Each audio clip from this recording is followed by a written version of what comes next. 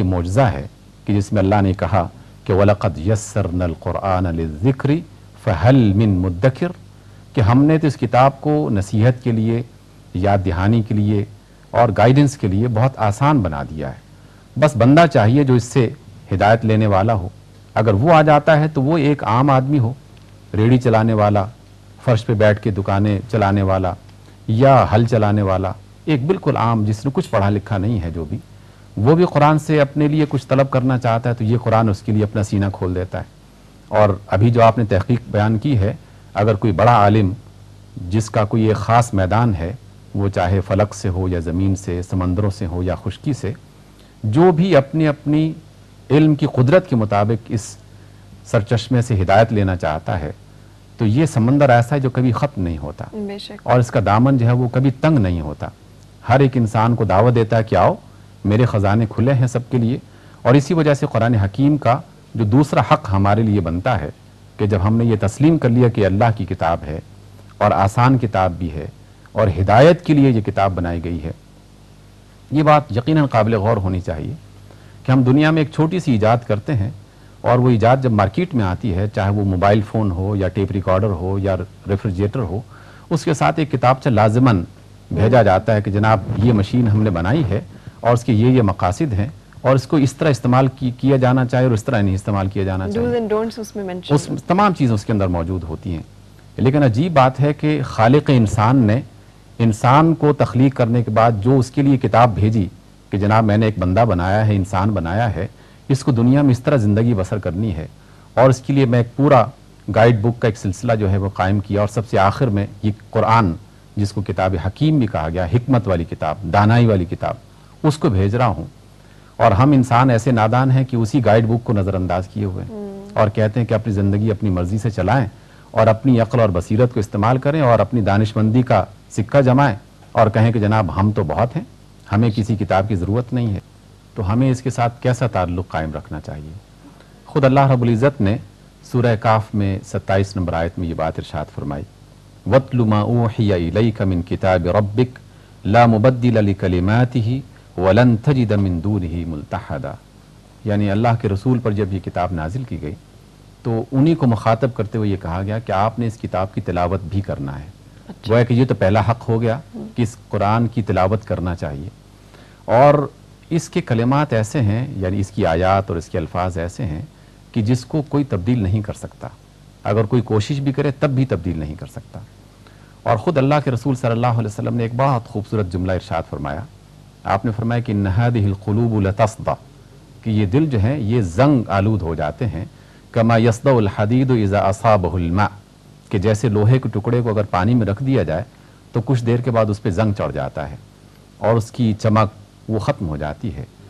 اور اس کی چمک کو واپس لانے کے لیے کچھ کرنا چاہیے۔ صحابہ نے پوچھا اللہ کے رسول کیسے اس کو دل کے زنگ کو کیسے اتارا جائے اور اس کی روشنی کیسے واپس لائی جائے؟ تو آپ نے فرمایا کہ کثرت ذکر الموت و تلاوت القرآن، کہ اپنی زندگی کے اختتام یعنی اپنی موت کو یاد رکھو کہ وہ بھی آنی ہے ہر صورت میں، اور قرآن کی تلاوت کو اپنے لیے ایک عادت بنا لو، تو قرآن کی تلاوت سے یعنی قرآن کو پڑھنے سے دل کا زنگ جو ہے یہ دور ہوتا ہے۔ بے شک ایک حدیث مبارکہ میں ہے، مجھے صحیح کیجیے گا اگر میں غلط ہوں، کہ جب کسی ایک برائی کا ارتکاب ہوتا ہے مسلمان سے تو اس کے دل پر ایک سیاہ نقطہ بڑھ جاتا ہے، اور اگر وہ اس سے توبہ نہ کرے اور اس معاملے میں گرفتار رہے تو وہ پھیلتے پھیلتے دل کو اسی طرح سے جکڑ لیتا ہے جیسے زنگ لوہے کو جکڑ لیتا ہے۔ اور اس صورتحال میں پھر ایک صورت یہ آتی ہے جب اللہ تعالیٰ نے بھی قرآن حکیم میں اس کو کہا کہ وہ مہر کر دیتے ہیں، جس کے بعد دلوں کی سختی کا معاملہ شروع ہوتا ہے کہ اس کے بعد اس کے اوپر کوئی ہدایت اور کوئی چیز جو ہے وہ نہیں اثر انداز ہو سکتی۔ آپ نے بالکل صحیح کہا کہ جب آدمی گناہ کرتا ہے تو اس پہ ایک سیاہ دھبا جو پڑ جاتا ہے تو وہ داغ پھیلتا پھیلتا انسان کا پورا دل جو ہے وہ جب سیاہ ہو جائے تو ایک سیاہ کپڑے پر مزید سیاہی پھیل بھی جائے تو کچھ اندازہ نہیں ہوتا۔ اسی طریقے سے انسان کے دل کی کیفیت کا حال ہے کہ جب بھی انسان بشری تقاضے کی بنیاد پر جو انسان کی سرشت میں رکھا ہوا ہے کہ غلطی ہونا یہ اس کی عادت ہے اور اللہ تعالیٰ نے اس کی فطرت میں رکھا ہے، لیکن اس کو جیسی غلطی ہو جائے تو فوراً توبہ کر لی جائے، اور توبہ کا سب سے خوبصورت طریقہ جو ہے وہ خود قرآن مجید کی تلاوت کا ایک انداز بھی ہے۔ اللہ کے رسول نے ایک اور بڑی خوبصورت بات ارشاد فرمائی، اور واقعی اللہ کے رسول کی ہر بات ایسی ہے کہ جس کو جب بھی پڑھا جائے تو ایک زندگی کا احساس ہوتا ہے کہ ایک زندہ کتاب اور ان کو لانے والی ہستی جو ہے وہ بھی ایک زندہ ہستی تھی۔ آپ نے ارشاد فرمایا کہ جس طرح کسی گھر میں کوئی بندہ نہ رہ رہا ہو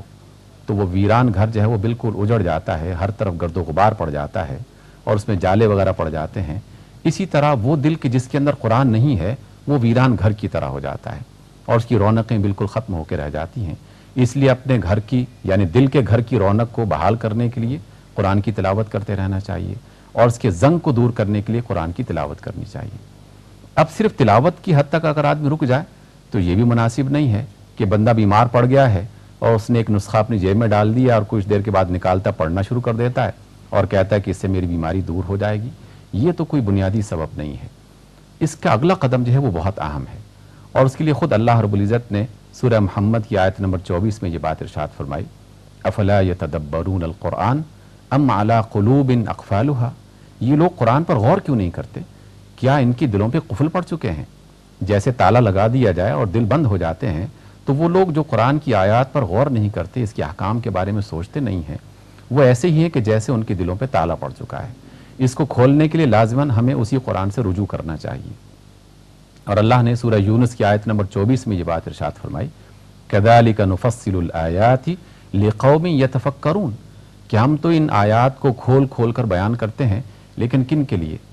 جو لوگ غور کرتے ہیں۔ جو غور نہ کریں تو ان کے لیے تو کتاب کا ہونا نہ ہونا برابر ہے۔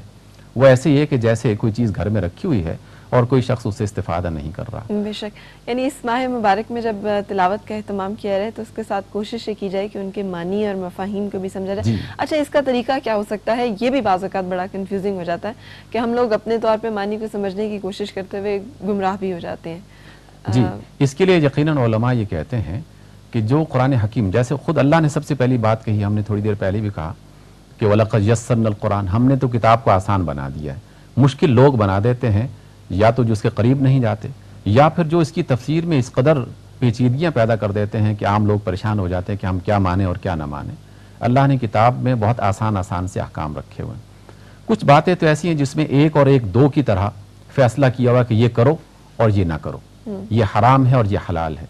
تو جو حرام ہے اس سے بچو اور جو حلال ہے اس کو اختیار کیا جائے۔ اور کچھ کام کرنے کے لیے کہیں کہ یہ لازماً فرض ہیں، جیسے روزہ، رمضان کا مہینہ ہے تو روزے کے بارے میں اللہ نے جب یہ کہا کہ کتب علیکم الصیام، یعنی لکھ دیا گیا ہے، فرض کر دیا گیا ہے، اب اس میں کسی الجھن کی بات ہی باقی نہیں رہی کہ یہ روزہ کس پر فرض ہے، کس پر نہیں فرض ہے، کیا اس میں کوئی چھوٹ بھی ہو سکتی ہے کہ نہیں چھوٹ ہو سکتی۔ تو اس طرح کے جو واضح احکام ہیں ان کے بارے میں تو کوئی سوال پیدا ہی نہیں ہوتا کہ آدمی بحث مباحثہ کرے۔ البتہ کچھ باتیں ایسی ہیں کہ جو تحقیق طلب ہوتی ہیں، اس میں علماء کو اللہ تعالیٰ نے جو علم عطا کیا اور اس کا راستہ اللہ نے ہر بندے کے لیے کھول رکھا ہے۔ اس کے لیے کوئی خاص قبیلہ، کوئی برادری، کوئی فرد نہیں ہے کہ جس کی وجہ سے وہ کہے کہ میں ہی اس کے لیے حق دوں۔ جو بھی آئے گا اللہ تعالیٰ جو ہے وہ اپنے قرآن کی جو ہے وہ صورت اس کے لیے آشکار کر دے گا اور وہ اس کے لیے کھل جائے گا۔ چلیں، یہی دعا کہ اللہ تعالیٰ ہم سب کو استفادہ کرنے کی توفیق عطا فرمائے۔ بہت شکریہ، آپ ساتھ رہے۔